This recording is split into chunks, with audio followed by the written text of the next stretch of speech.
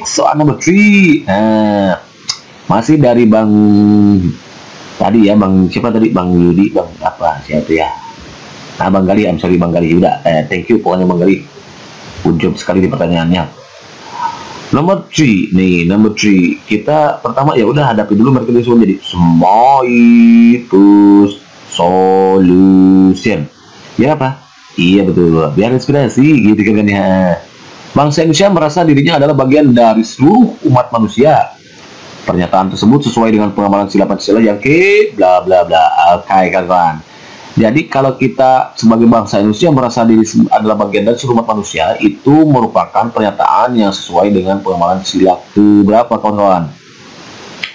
Bangsa Indonesia merasa, nah ini dia sila ke mana ini? Indonesia, ini bukan 2 ya, ini sorry kawan-kawan. Sebelum kita jawab ke sini ini. Nah, ini adalah 45 butir Pancasila itu kawan-kawan. 45 butir sila butir-butir Pancasila sesuai TAP MPR nomor 1 ya kawan-kawan tahun 2003. Ada 45 butir, dari asalnya 36 butir gitu. Ini untuk sila ke-1. Sila ke-1. Nah, ini butir-butirnya. Bangsa Indonesia menyatakan kepercayaan dan ketakwaan terhadap Tuhan Yang Maha Esa. Itu isi butir pertama. Yang kedua, manusia Indonesia percaya dan takwa terhadap Tuhan Yang Maha Esa sesuai dengan agama dan kepercayaan masing-masing menurut dasar kemanusiaan yang adil dan beradab. 3. Mengembangkan sikap hormat menghormati dan bekerjasama antara pemeluk agama dengan penuh kepercayaan yang berbeda terhadap Tuhan Yang Maha Esa. Keempat, membina kerukunan hidup di antara sesama umat beragama dan kepercayaan dan lain sebagainya. Itu tinggal dibaca aja kawan-kawan ya. Itu untuk sila pertama. Sila kedua, ini sila kedua nih. Dia adalah milik sila kedua. Jadi sila kedua itu isinya ada 10 butir. Sila kedua, konsepnya yang beradab. Kalau barusan 7, berarti 7 tambah 10 berapa tuh? Iya betul, 17. Lalu sila ketiganya ini. Nah, sila ketiganya ini. Nah, sila kedua kemanusiaan, sila ketiga ini. Ya, ini sila ketiga. Sila ketiga Persatuan Indonesia. Berarti 17 ditambah 7. 24 kan? Nah, lanjut lagi nih, sila keempat 24 ada 10, 24 tambah 10 34 kan. Nah 34 ini sila keempat. Sila keempat 34 ditambah 11 nih, ini milik sila kelima. Sila kelima. Nah gitu kawan-kawan. Totalnya berarti ada 45 butir. Cocok kan? Ya cocok gitu. Nah ini nanti boleh dilihat oleh kawan-kawannya, diputar ulang, di pause dulu, boleh ditulis nanti biar nggak lupa gitu kawan-kawan ya. Ini dia sebentar, makin kasih waktu beberapa menit, beberapa detik gitulah. Oke kan sudah? Oke, kalau sudah kita jawab nomor tadi. Nomor 3 tadi apa? Bangsa Indonesia merasa dirinya adalah bagian dari seluruh umat manusia. Pernyataan tersebut sesuai dengan pengamalan sila Pancasila yang kedua kawan-kawan. Ini dia. Lebih tepatnya di butir yang ke-9 ini dia. Bangsa Indonesia merasa dirinya sebagai bagian dari seluruh umat manusia. Pokoknya ada kata umat manusia di sini. Nah, berarti ini sila kedua. Sila kedua. Butir ke-9. Butir 9, kawan-kawan. Jadi untuk soal nomor 3 ini, karena gak ada option ya, pokoknya dia sila kedua, butir ke-9. Begitu kan, kawan? Ansen? Tidak, ini strategi mantap. Kalau mantap, next. Soal nomor 4. Mana nomor 4? Ini. Oke, pelan biar bisa di screenshot ya. Lanjut nomor 4. Nah ini dia. Politik dinasti Ratu Atut yang terjadi di pemerintahan Provinsi Banten merupakan salah satu contoh kondisi yang sangat bertentangan dengan nilai Pancasila. Nah, dan harus dihilangkan, jelaslah, karena ini merugikan kita semua. Politik dinasti itu merugikan kita semua sebagai rakyat Indonesia karena kita tidak berkesempatan untuk menjadi pejabat gitu ya kawan-kawan. I'm sorry ini, I'm just kidding.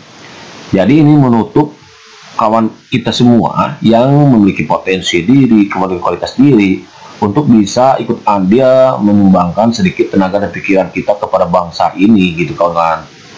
Nah, karena kalau ada politik dinasti itu, hal ini dimaksudkan untuk memberikan kesempatan kepada seluruh warga negara, bukan berarti tidak memberikan kesempatan.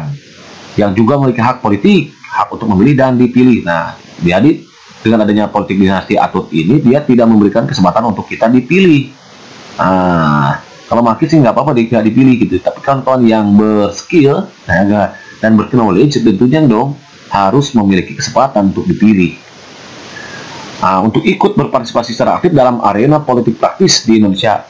Menghilangkan politik dinasti merupakan sebuah tindakan yang sesuai dengan Pancasila khususnya sila ke. Nah, ini maksudnya sila ke-4, kawan-kawan. Sila ke-4. Nah, yaitu apa? Kaitannya dengan kebiasaan dan persyaratan perwakilan. Nah, ini berarti tadi musyawarah. Pokoknya sila keempat itu kan ada kata musyawarah tuh. Lebih tepatnya demokrasi. Kenapa tidak masuk sila kelima?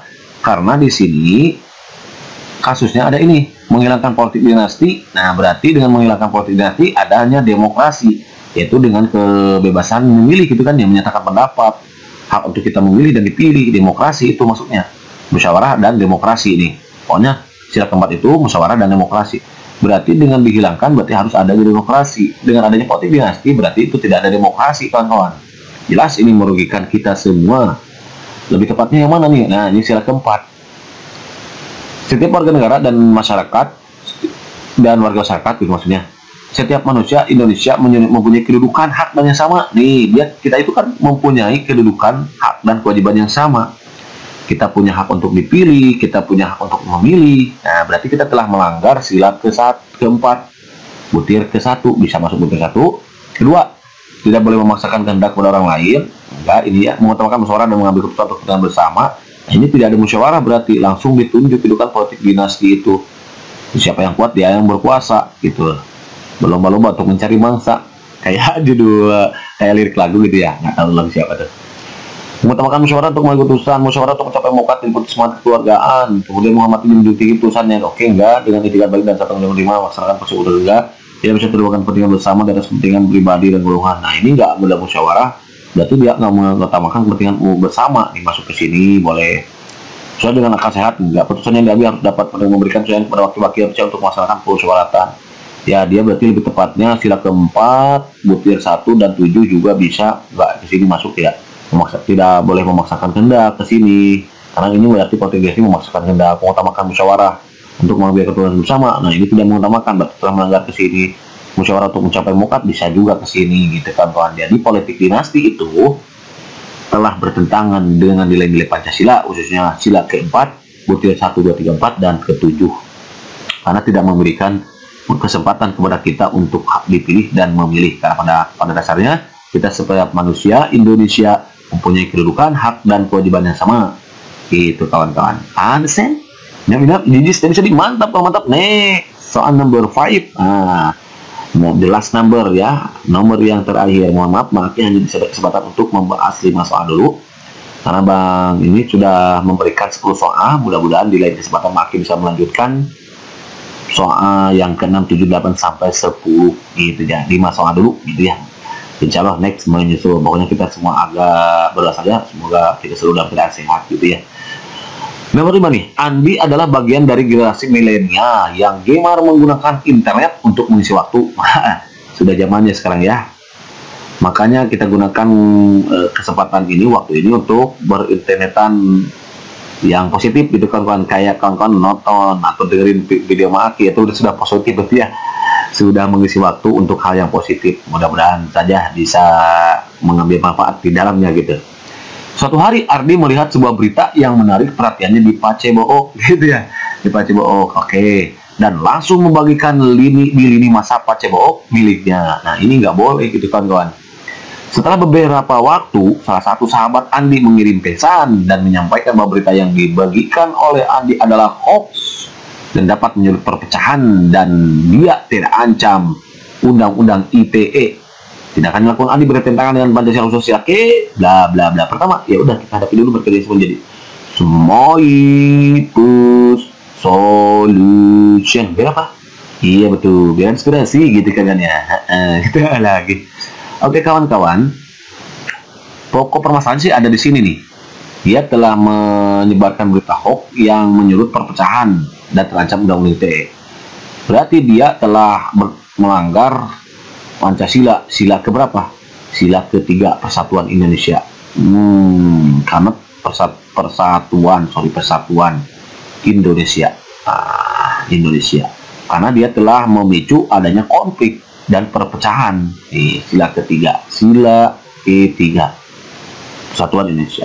Lebih tepatnya butir mana? Nih, butir Pancasila sila ketiga. Ya, 1, mampu menempatkan kesatuan serta kepentingan dan keselamatan bangsa dan negara sebagai kepentingan bersama di atas kepentingan golongan. Berarti Andi ini nggak mampu menempatkan persatuan. Pokoknya dia langsung disebar itu, padahal dia tidak mampu, berarti kurang mampu gitu. Bisa masuk ke sini, melanggar sila ketiga butir ke-1. Kedua, sanggup dan dalam berkorban untuk kepentingan negara dan bangsa apabila diperlukan. Ya, berarti ini maksudnya bela negara ya, atau nasionalisme.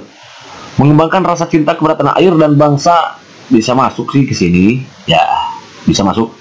Dengan kita menyebarluaskan video hoax yang menimbulkan perpecahan, berarti kita tidak mengembangkan rasa cinta kepada tanah air bangsa. Karena apa? Karena kita telah berusaha untuk menghancurkan tanah air ini gitu kawan-kawan ya, dengan menimbulkan perpecahan. Nggak boleh itu. Seorang SN apalagi nggak boleh. Yang keempat, mengembangkan rasa kebanggaan berkebangsaan dan bertanah air Indonesia. Enggak. Memelihara ketertiban dunia yang berdasarkan kemerdekaan, perdamaian abadi dan keadilan sosial. Nah, masuk ke sini juga. Butir kelima, sila ketiga, butir kelima. Karena kita tidak memelihara ketertiban dunia, jangankan dunia Indonesia saja itu nggak dijaga, karena telah memicu atau menyurut perpecahan gitu. Mengembangkan persatuan Indonesia atas dasar Bhinneka Tunggal Ika, ini juga enggak masuk ke sini boleh. Memajukan pergaulan demi persatuan kesatuan enggak. Jadi lebih tepatnya soal nomor 5 ini, karena ada kata kuncinya ada di sini di kalimat terakhir nih, menyebut perpecahan dan rancang undang-undang ITE, berarti ini bertentangan dengan sila ketiga. Lebih tepatnya butir ke-1, kemudian butir ke-3, butir ke-1 nih, 1, kemudian 3 dan 5 dan 6. Itu kawan-kawan ya. Begitu Ansen, minap-minap, jadi mantap.